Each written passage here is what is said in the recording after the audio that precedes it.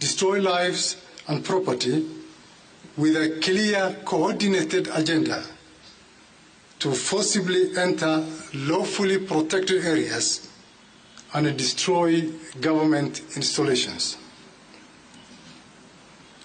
We acknowledge with deep sorrow that these events resulted into the loss of innocent lives. We extend our heartfelt condolences to the families who have unfortunately and regrettably lost their loved ones. Law enforcement officers suffered significant harm while protecting genuine protesters, property, and maintaining law and order, with at least 11 officers sustaining serious injuries, some life-threatening. Every life loss is a tragedy that shakes the conscience of our nation. We mourn with you and we remain committed to ensuring that justice is not only done, but is seen to be done. No family should ever suffer such pain under the pretense of protests or the breakdown of public order.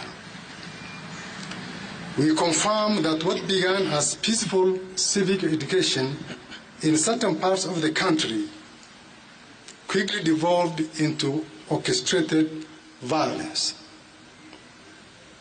Intelligence and arrest records reveal that some individuals with specific instructions to attack public institutions and security installations were ferried in unmarked vehicles from particular areas that security agencies are currently looking into. Our investigations have unearthed a series of deeply troubling incidents.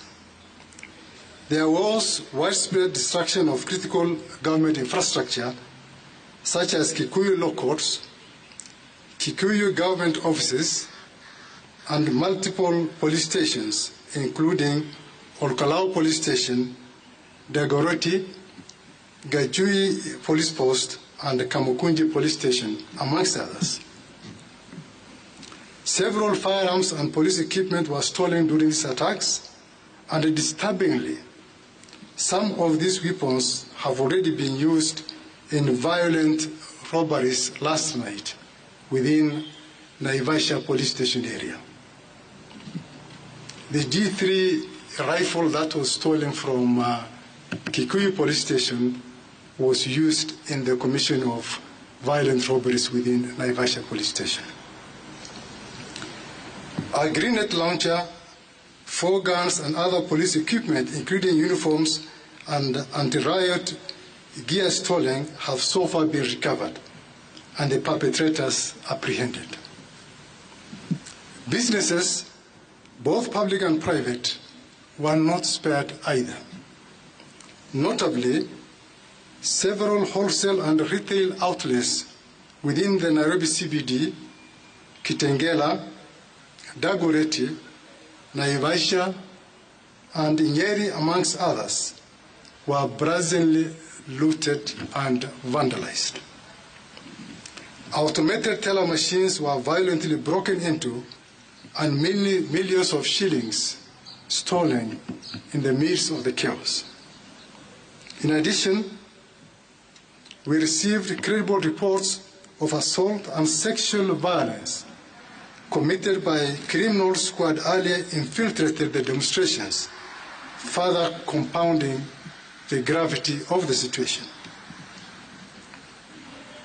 On June 26, 2025, Nduyunjeru Police Station in North Kinangop sub-county experienced a very, very violent incident where approximately 400 armed individuals stormed the facility, demanding the release of 4 prisoners arrested earlier on for theft of stock.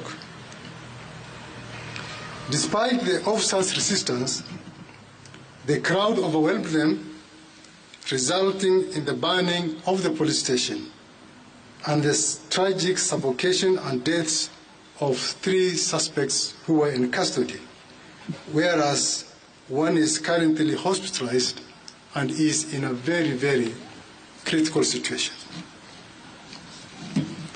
This incident, while not directly linked to the events of June 25th, reflects the ongoing momentum of violence against police stations in the country, a trend that continues to threaten law and order and as well jeopardize our nation's peace and security.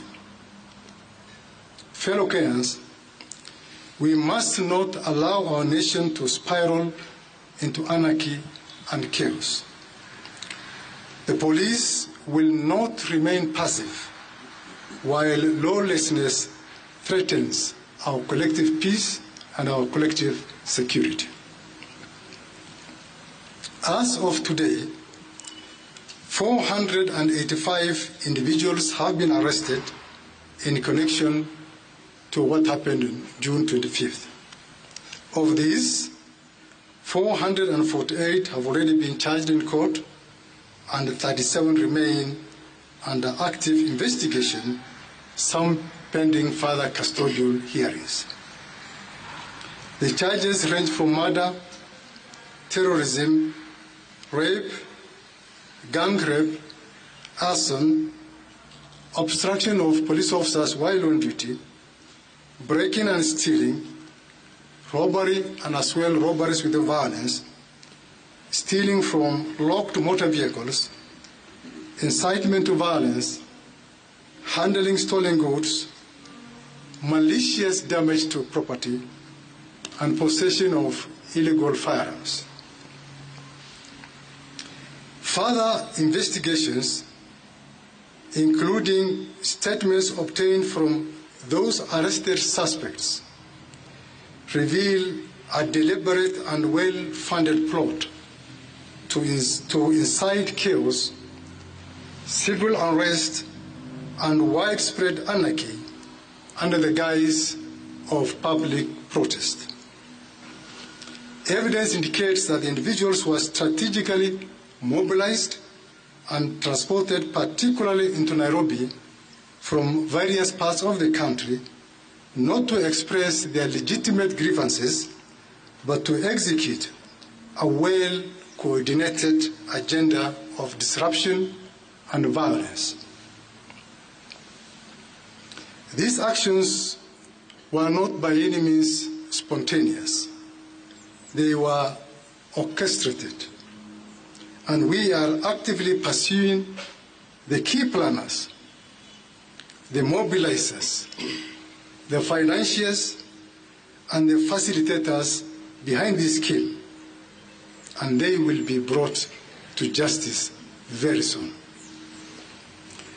The complaints we have received from across the country draw a clear and troubling line between lawful protest and outright criminality. While some youthful protesters joined the demonstration in good faith, some individuals tragically, even some who had marched peacefully, later turned on fellow Kenyans. They engaged in sexual violence, theft, and broke into homes and businesses. Such acts not only violated the law, but also betrayed the very ideals the protests purported to uphold. When demonstrations descend into violence, intimidation, and destruction of property, they do not advance any cause. They discredit it. They erode public sympathy and distort the message of those who genuinely seek reform through lawful and other constructive means. It must be clearly understood that the right to protest is protected under our Constitution, no doubt, and we respect the voice of every Kenyan seeking accountability and reform.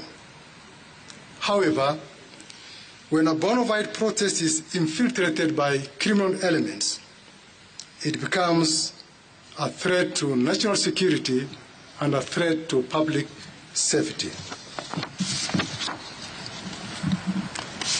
I must commend those who protested peacefully and distanced themselves from acts of lawlessness. Some among them became victims, themselves were attacked, robbed, or assaulted by those who took advantage of the mob. To those who orchestrated, funded, and mobilized the undermining of genuine protests, your actions are an assault to the exercise of the sovereign power of the people of Kenya. It has not gone unnoticed, and as you will be swiftly held accountable for your deeds. We call upon members of the public to continue sharing information that leads to the tracking of the stolen firearms. Actually, as this afternoon, we were able to recover one of the stolen pistols from Kikuyu police station. The stolen goods from businesses, the apprehension of the suspects, and to restore normalcy in the affected areas. We also call upon all the victims of the thuggeries, those whose shops were looted, property destroyed, and who are yet to report to the police station to come over and report to the police station so that they'll be able to assist in the investigations.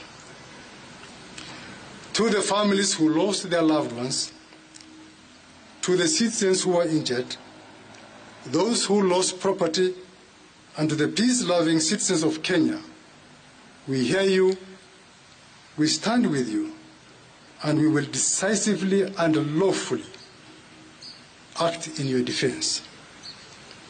This is not just about law enforcement, ladies and gentlemen. It is about safeguarding the future of our democracy, ensuring the safety of our communities, and restoring faith in the systems that hold together our republic. Finally, we acknowledge the responsibility we bear as officers of the National Police Service and the DCI by extension to deliver justice for all victims and hold accountable those who commit crimes against innocent citizens. To fulfill this critical duty, it is essential for all Kenyans of goodwill to unite with us in eradicating the rogue elements within our society. I strongly encourage anyone with information about the individuals involved in the criminal activities that I have just cited and who are still at large to come forward and share that information with us through our toll-free hotline. Once again, I wish to reaffirm our commitment to thoroughly and promptly investigate all the criminal cases and deliver timely justice to the victims. The DCI remains steadfast and resolute in ensuring that our nation is safe and secure. Thank you very much. As the DCI will take a few questions.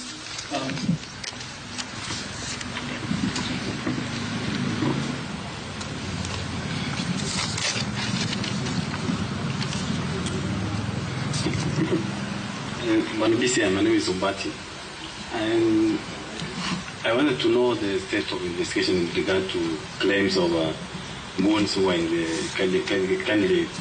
goons who were involved in this violence. And their politicians mentioned this issue. For example, people are saying the opposition was involved in mobilizing these goons to attack the general demonstrators. Please let us know what the position of that. Yeah, my name is Emmanuel Cho from Citizen TV. Just a question. Number one, where is Ndiangui Kinyagia, the blogger who was taken allegedly by the DCI? Where is he? Ndiangui Kinyagia. It's trending on X. Number two, which are these names that you're targeting who sponsored and put goons on the streets.